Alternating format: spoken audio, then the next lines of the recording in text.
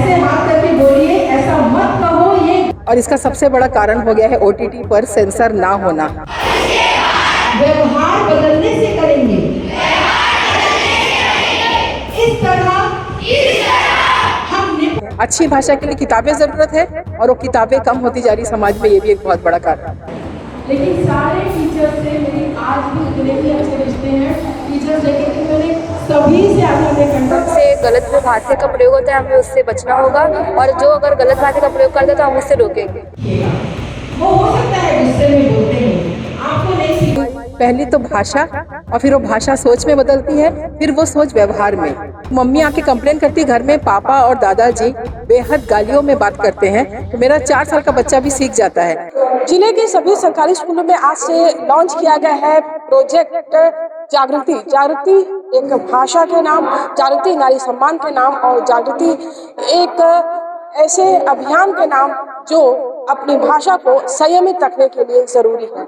जी हाँ, मैं बात कर रही हूँ उस नौनिहालों की जिनके नेचर में अगर हम शुरुआत से अच्छी चीजें डालें तो आगे चल के देश के अच्छे नागरिक बनते हैं। कई बार आप देखते होंगे कि छोटे बच्चे गालियां देते हैं, अभद्र भाषा का उपयोग करते हैं, लेकिन उनके पेरेंट्स उन पर कंट्रोल नहीं कर पाते। लेकिन एक शुरुआत आज स्वयं सत्ता ग्रुप ने की है।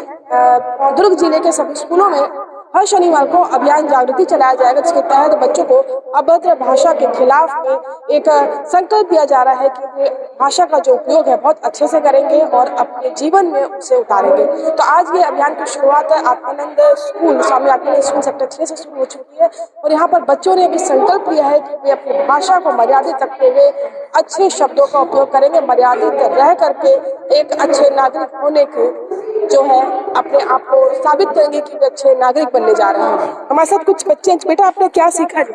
क्या संकल्प? हमने ये संकल्प लिया कि अब हमसे गलत जो भाषा का प्रयोग होता है हमें उससे बचना होगा और जो अगर गलत भाषा का प्रयोग करते हैं तो हम उससे रोकेंगे, गलत भाषा का प्रयोग करने से। देखिए, बिल्कुल गलत भाषा का प्रयोग रोकना होगा।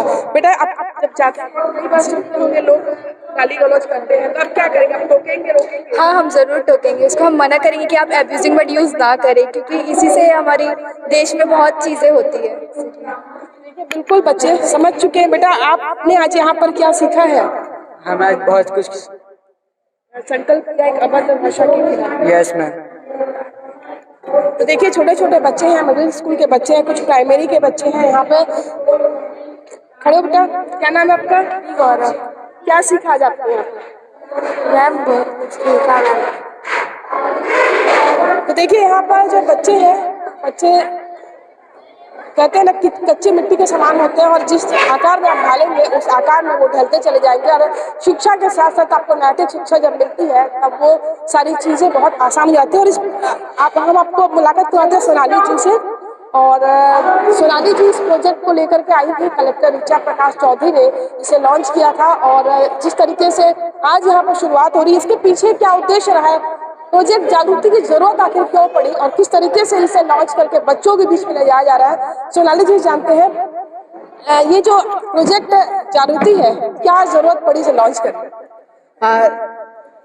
देश में जो कुछ भी हो रहा है ना, वो मुझे बहुत दिनों से लगता है कि हमारी पहली तो भाषा और फिर वो भाषा सोच में बदलती है, फिर वो सोच व्यवहार में। और इसका सबसे बड़ा कारण हो गया है OTT पर सेंसर ना होना। जिन गालियों को देने से पहले लोग बुरा मानते थे, वो घरों के अंदर मोबाइल के स्क्रीन से गूंजने लगी है। तो आप 4-5 साल के बच्चों को कैसे समझाएंगे कि ये सही है और ये गलत?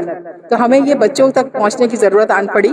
जब मैंने सुना क्लास 2-3 के बच्चे को बेहद अभद्र और विभत्स गालियां देते, जिनको उनका मीनिंग भी नहीं पता, लेकिन जब वो बड़े होंगे, इसका मतलब समझेंगे, तब वो किसी महिला की तरफ देखने का अपना नजरिया बहुत ही बर्बाद कर चुके होंगे। तो जरूरी है कि बचपन से ही ये शुरू हो और उसके लिए गवर्नमेंट स्कूल से बेहतर कोई नहीं, क्योंकि यहाँ जो बच्चे आते हैं वो श्रमिक बस्तियों से आते हैं, उनके मम्मी पापा काम करते हैं। तो हो सकता है जब वो घर आते हो, थके होते हो, गुस्से में होते हो, कोई खराब भाषा करते हो, लेकिन बच्चे तो स्कूल जाते हैं ना, वो यहाँ से बेहतर सीख सकते हैं। तो इसीलिए हमने ये प्रोजेक्ट बनाया। आपने बहुत अच्छी बात की कि श्रमिक बस्तियों से बच्चे आते हैं, माहौल भी वहाँ पे वैसा होता है।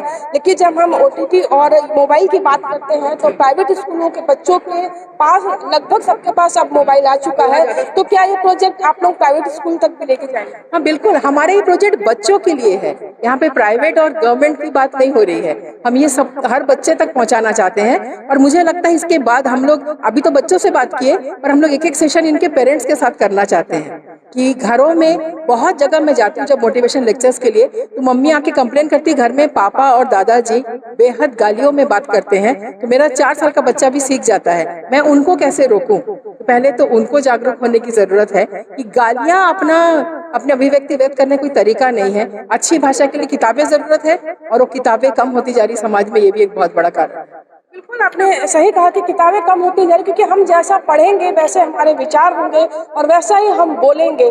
तो भाषा आपकी एक व्यक्तित्व की पहचान होती है। अगर आप जैसी बात करते हैं, आप जैसी भाषा का उपयोग करते हैं, सामने वाले के ऊपर आपके व्यक्तित्व का प्रभाव भी वैसा ही पड़ता है। और ये शुरुआत है एक जागृति उस अभियान के तहत जिसके तहत अभद्र भाषा के साथ साथ नारी सम्मान की बात की जा रही है। क्योंकि अगर आप बात करें, हम अभद्र भाषा के नारी सम्मान इसलिए जुड़ा हुआ है कि गालियों में लगातार माँ और बहन को ही शामिल किया जाता है, कभी बाप भाई पे गाली नहीं होती है।